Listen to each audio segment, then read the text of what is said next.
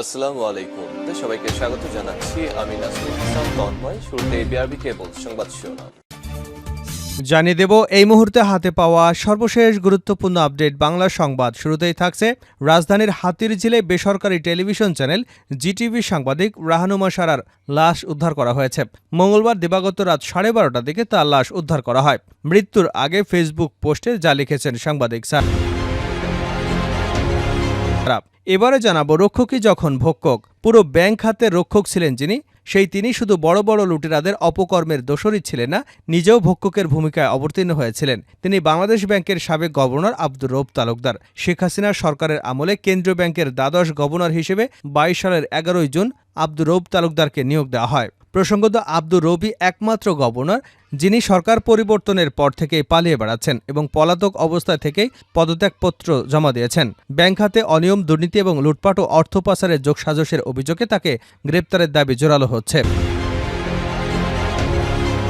জানাবো আওয়ামী লীগ নেতা অস্ত্রসহ গ্রেপ্তার। কক্সবাজার মহেশখালী উপজেলার ধলঘাটা ইউনিয়ন পরিষদের চেয়ারম্যান ও উপজেলা আওয়ামী লীগের নেতা আহসানুল্লাহ বাচ্চুকে অস্ত্রসহ আটক করেছে বাংলাদেশ নৌবাহিনী। আজ সকালে ধলঘাটা ইউনিয়নের মহুরিঘুনা এলাকার একটি সাইক্লোন সেন্টার ভবন থেকে তাকে গ্রেপ্তার করা হয়। এদিকে আওয়ামী লীগের নিবন্ধন বাতিলের বিরুদ্ধে অবস্থান সরকারের। রাষ্ট্রের প্রধান আইন কর্মকর্তা আসাদুজ্জামান বলেছেন, কর্তৃত্ববাদী আওয়ামী লীগ সরকারের যেসব নেতাকর্মী অপরাধে জড়িয়েছেন তাদের বিচারের ব্যাপারে কোনো দ্বিমত নেই। তাদের অপরাধের বিচার রাষ্ট্র করবে, কিন্তু সেই অপরাধের বিচারের সঙ্গে আওয়ামী লীগের নিবন্ধন বাতিল করতে হবে, এটা অন্তর্বর্তীকালীন সরকার মনে করে না। সংবিধান এবং মুক্তিযুদ্ধের চেতনাও তা সমর্থন করে না। জানিয়ে দেব প্রধান উপদেষ্টার বক্তব্যে আমরা সন্তুষ্ট, দ্রুত নির্বাচনের ব্যবস্থা করুন। দ্রুত নির্বাচনের ব্যবস্থা করতে অন্তর্বর্তী সরকারের প্রতি আহ্বান জানিয়েছেন 12 দলীয় জোটের মুখপাত্র ও বাংলাদেশ এলডিপির মহাসচিব শাহাদাত হোসেন। এ সময় তিনি ভারতের সঙ্গে অভিন্ন নদীর পানির হিস্যা আদায়ে আইনি পদক্ষেপ নিতেও সরকারের প্রতি আহ্বান জানান। এবং সর্বশেষ জানাবো আন্তর্জাতিক সংবাদ। এবার ইসরায়েলকে হুঁশিয়ার করল সৌদি আরব। মুখ খুলেই বিতর্কের জন্ম দেবে ইসরায়েলের জাতীয় নিরাপত্তা মন্ত্রী ইতামার বেন গাভির। সর্বশেষ সোমবার আবারও বেফাঁস কথা বলে আলোচনায় কঠোরপন্থী এই ইসরায়েলি মন্ত্রী। তার বক্তব্যে চটেছে সৌদি আরব। সৌদির সঙ্গে ইসরায়েলের সম্পর্কের সুবাতাস বইবার আগেই সম্ভাবনা জেগেছে বেন গাভিরের বক্তব্যে তাতে ঠান্ডা জল ঢেলে দিতে পারে বলে মনে করছেন বিশ্লেষকদের কেউ কেউ। এতক্ষণ শিরোনাম শুনছিলেন, এবার বিস্তারিত। প্রিয় দর্শক, আপনি যদি এই চ্যানেলে নতুন হয়ে থাকেন, ভিডিওটি দেখতে দেখতে চ্যানেলটি সাবস্ক্রাইব করে আমাদের সঙ্গেই থাকুন। আর এই ভিডিও সম্পর্কে আপনি আপনার মূল্যবান মতামতটি কমেন্ট বক্সে জানিয়ে দিন। আর হ্যাঁ প্রিয় দর্শক, জানিয়ে দিন ভিডিওটি কোথা থেকে দেখছেন। হাতিরঝিলে নারী সাংবাদিকের লাশ, মৃত্যুর আগে ফেসবুক পোস্টে যা লেখেন সাংবাদিক সারা। রাজধানীর হাতিরঝিলে বেসরকারি টেলিভিশন চ্যানেল জিটিভির সাংবাদিক রাহানুমা সারার লাশ উদ্ধার করা হয়েছে। মঙ্গলবার দিবাগত রাত 12:30টার দিকে তার লাশ উদ্ধার করা হয়। রাহানুমা সারা জিটিভির নিউজরুম এডিটর হিসেবে কাজ করতেন। তিনি কল্যাণপুরে থাকতেন বলে জানা গেছে। সারা নোয়াখালীর সোনাইমুড়ি উপজেলার ইসলাম বা কৃষ্ণপুর গ্রামের বক্তিয়ার শিকদারের মেয়ে। মঙ্গলবার রাত 11টার দিকে তার সামাজিক মাধ্যমে ফেসবুকে রাহানুমা সারা লেখেন, তোমার মতো বন্ধু পেয়ে আমি ভাগ্যবান। আল্লাহ তোমার সর্বদা মঙ্গল করুন। আশা করি শীঘ্রই তোমার সব স্বপ্ন পূরণ হবে। আমি জানি আমরা একসঙ্গে অনেক পরিকল্পনা করেছি। দুঃখিত, আমাদের পরিকল্পনা পূরণ করতে পারছি না। আল্লাহ তোমার জীবনের প্রতিটি ক্ষেত্রে আশীর্বাদ করুন। এর কিছুক্ষণ আগে আরও একটি ফেসবুক পোস্টে তিনি লেখেন, জীবন মৃত্যু হয়ে থাকার চাইতে মরে যাওয়া ভালো। সারার স্বামী সাইদ শুভ্র বলেন, সম্পর্কের মাধ্যমে তারা 7 বছর পূর্বে বিবাহ বন্ধনে আবদ্ধ হয়েছিলেন। গতকাল সারা অফিসে গিয়ে রাতে বাসায় না ফিরে এক ব্যক্তিকে দিয়ে বাসার ভাড়ার টাকা পাঠান। তিনি বলেন, পরে আমি তাকে ফোন করে বলি, রাতে তো তুমি বাসায় আসতে, তাহলে অন্যকে দিয়ে কেন টাকা পাঠিয়েছ? তখন সে বলে, আমি ব্যস্ত আছি। কথা বলে সে ফোন রেখে দেয়। পরে রাত 3টার দিকে খবর পায় সে হাতিরঝিল লেকের পানিতে ঝাঁপ দিয়েছে। পরে ঢামেকে এসে তাকে মৃত অবস্থায় দেখতে পায়। তিনি আরও বলেন, তবে আমাদের মধ্যে কোনো ঝগড়াও হয়নি। তবে বেশ কিছুদিন আগে থেকেই আমরা স্বামী স্ত্রী বিচ্ছিন্ন হয়ে যেতে চাচ্ছি। আমরা দুজনেই কাজে অফিসে গিয়ে ডিভোর্স দিয়ে আসব। দেশের এই পরিস্থিতিতে আর কাজে অফিসে যাওয়া হয়নি। রাহানুমাকে উদ্ধার করে হাসপাতালে নেওয়া পথচারী জানান, ওই নারীকে ঝিলের পানিতে ডুবতে দেখেন তিনি। এরপর তাকে দ্রুত উদ্ধার করে ঢাকা মেডিকেলে নিয়ে দায়িত্বরত চিকিৎসক পরীক্ষা নিরীক্ষা করে জানান তিনি আর বেঁচে নেই। রক্ষকই ছিলেন ভক্ষক। পুরো ব্যাংক খাতে রক্ষক ছিলেন যিনি, তিনি শুধু বড় বড় লুটেরাদের অপকর্মের দোষরই ছিলেন না, নিজেও ভক্ষকের ভূমিকায় অবতীর্ণ হয়েছিলেন। তিনি বাংলাদেশ ব্যাংকের সাবেক গভর্নর আব্দুর রউফ তালুকদার। শেখ হাসিনা সরকারের আমলে কেন্দ্রীয় ব্যাংকের দ্বাদশ গভর্নর হিসেবে 2022 সালের 11 জুন আব্দুর রউফ তালুকদারকে নিয়োগ দেওয়া হয়। নিয়োগদানের 1 মাস পর ওই বছরের 12 জুলাই তিনি গভর্নর হিসেবে যোগদান করেন। এর আগে ছিলেন অর্থ সচিব। প্রসঙ্গত, আব্দুর রউফ একমাত্র গভর্নর যিনি সরকার পরিবর্তনের পর থেকেই পালিয়ে বেড়াচ্ছেন এবং পলাতক অবস্থা থেকেই পদত্যাগ করেছেন। ব্যাংক খাতে অনিয়ম, দুর্নীতি ও লুটপাট এবং অর্থ পাচারের যোগসাজশের অভিযোগে তাকে গ্রেপ্তারের জোরালো দাবি হচ্ছে। আব্দুর রউফের সময়কালে সংকটপূর্ণ ব্যাংক এবং আর্থিক খাতের ক্ষত আরও বেড়েছে।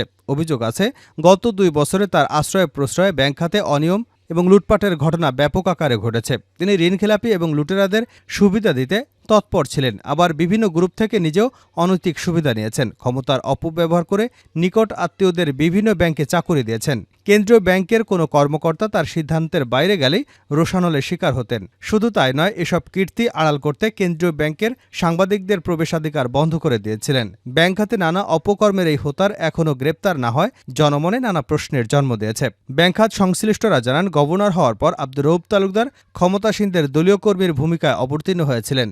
ব্যাংক খাতে নেওয়া তার সকল সিদ্ধান্তই ছিল রাজনৈতিক প্রভাবিত। তিনি চিহ্নিত ব্যাংক লুটেরাদের সহযোগী হিসেবে ভূমিকা রেখেছেন। এ কারণে সরকার পতনের পর প্রকাশ্যে আসার সাহসটুকু তিনি দেখাতে পারেননি। আত্মগোপনে থেকেই পদত্যাগপত্র পাঠান অন্তর্বর্তীকালীন সরকারের কাছে। আওয়ামী লীগ নেতা অস্ত্রসহ আটক। কক্সবাজারের মহেশখালী উপজেলার ধলঘাটা ইউনিয়ন পরিষদের চেয়ারম্যান ও উপজেলা আওয়ামী লীগ নেতা আহসান উল্লাহ বাচ্চুকে অস্ত্রসহ আটক করেছে বাংলাদেশ নৌবাহিনী। আজ মঙ্গলবার সকালে ধলঘাটা ইউনিয়নের মোহরিঘোনা এলাকার একটি সাইক্লোন শেল্টারের ভবন থেকে তাকে আটক করা হয়। এ বিষয়ে নৌবাহিনীর কন্টিনজেন্ট কমান্ডার হায়দার আলী বলেন, ধলঘাটা ইউনিয়ন পরিষদের চেয়ারম্যান বাচ্চু দীর্ঘদিন ধরে মুহুরিগোনা সাইক্লোন শেল্টারে অবস্থান করছেন এবং একটি আস্তানা গড়ে তোলেন। সাইক্লোন সেন্টারকে সন্ত্রাসীদের আখড়া এবং টর্চার সেল হিসেবে ব্যবহার করার অভিযোগ রয়েছে তার বিরুদ্ধে। আজ সকালে নৌবাহিনীর সদস্যরা ওই সাইক্লোন শেল্টারে চেয়ারম্যানের অবৈধ আস্তানা উচ্ছেদে অভিযান চালায়। এ সময় বাচ্চুকে আটক করা হয়। তারপর আস্তানায় তল্লাশি চালিয়ে দেশীয় তৈরি একটি আগ্নেয়াস্ত্র এবং গুলি ও অন্যান্য অস্ত্র উদ্ধার করা হয়েছে। তিনি আরও বলেন, অভিযান শেষে ফেরার সময় উশৃঙ্খল বাসিন্দারা নৌবাহিনীর সদস্যদের উপর হামলা চালিয়ে বাচ্চুকে ছিনিয়ে নেবার চেষ্টা করে। তখন নৌবাহিনীর সদস্যরা ফাঁকা গুলি বর্ষণ করলে তারা পালিয়ে যায়। বাচ্চুকে মহেশখালী থানায় সোপর্দ করা হয়েছে।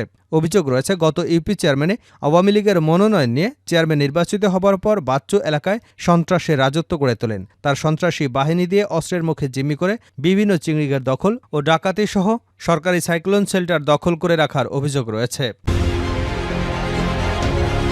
আওয়ামী লীগের নিবন্ধন বাতিলের বিরুদ্ধে অবস্থান সরকারের। রাষ্ট্রের প্রধান আইন কর্মকর্তা আসাদুজ্জামান বলেছেন, কর্তৃত্ববাদী আওয়ামী সরকার যেসব নেতাকর্মী অপরাধে জড়িয়েছেন তাদের বিচারের ব্যাপারে কোনো দ্বিমত নেই। তাদের অপরাধের বিচার রাষ্ট্র করবে, কিন্তু সেই অপরাধের বিচারের সঙ্গে আওয়ামী লীগের নিবন্ধন বাতিল করতে হবে এটা অন্তর্বর্তীকালীন সরকার মনে করে না। সংবিধান এবং মুক্তিযুদ্ধের চেতনা তা সমর্থন করে না। আওয়ামী লীগের নিবন্ধন বাতিলের বিরুদ্ধে সরকারের অবস্থান। তিনি বলেন, অন্তর্বর্তীকালীন সরকার নাগরিকের অধিকার, গণতন্ত্র পুনরুদ্ধার, মানুষের মত প্রকাশের স্বাধীনতা নিশ্চিতের দায়িত্ব নিয়েছে। সেই জায়গায় দাঁড়িয়ে সরকার একটি রাজনৈতিক দলের নিবন্ধন বাতিলের প্রক্রিয়াকে সমর্থন করবে না। আওয়ামী লীগের নিবন্ধন এবং নিবন্ধন বাতিলের নির্দেশনা যে করা রিটের শুনানিতে এসব কথা বলেন অ্যাটর্নি জেনারেল। বিচারপতি এ কে এম আসাদুজ্জামান ও বিচারপতি মোহাম্মদ মাহবুবুল আলম হানিফের দ্বৈত হাইকোর্ট বেঞ্চ গতকাল মঙ্গলবার রিটটি শুনানি করে। রিটকারীর পক্ষে সময় আবেদন 1 সেপ্টেম্বর, পরবর্তী শুনানির তারিখ নির্ধারণ করেছেন আদালত। শুনানিতে অ্যাটর্নি জেনারেল বলেন, আওয়ামী লীগের বিরুদ্ধে এই রিট আবেদনে দায়ের করা হয়েছে, অথচ সেই রিটে আওয়ামী লীগকে বিবাদী করা হয়নি। এদিকে একজনকে শাস্তি দেবেন অথচ তাকে নোটিশ করে তার বক্তব্য শুনবে না, এটা তো হতে পারে না। আদালতের উদ্দেশ্যে অ্যাটর্নি জেনারেল বলেন, রাজপথের রাজনীতি আদালতে টেনে আনা উচিত হবে না। অতীতে সুপ্রিম কোর্টে জনস্বার্থের মামলার নামে সংবিধানের 102 অনুচ্ছেদে দেওয়া ক্ষমতার অপব্যবহার হয়েছে। আমরা চাই এই অপব্যবহার বন্ধ হোক। উপমহাদেশের প্রখ্যাত গীতিকার সুরকার সলিল চৌধুরী গণসংগীত বিচারক, তোমার বিচার করবে যারা, আজ জেগেছে সেই জনতা উচ্চারণ করে আসাদুজ্জামান বলেন, এই মর্মবাণী প্রয়োগ হচ্ছে আগস্টের গণঅভ্যুত্থানে। তখন বিচারপতির বাসভবন আক্রমণ হয়েছে, তখন পতন হয়েছে কর্তৃত্ববাদী সরকারের।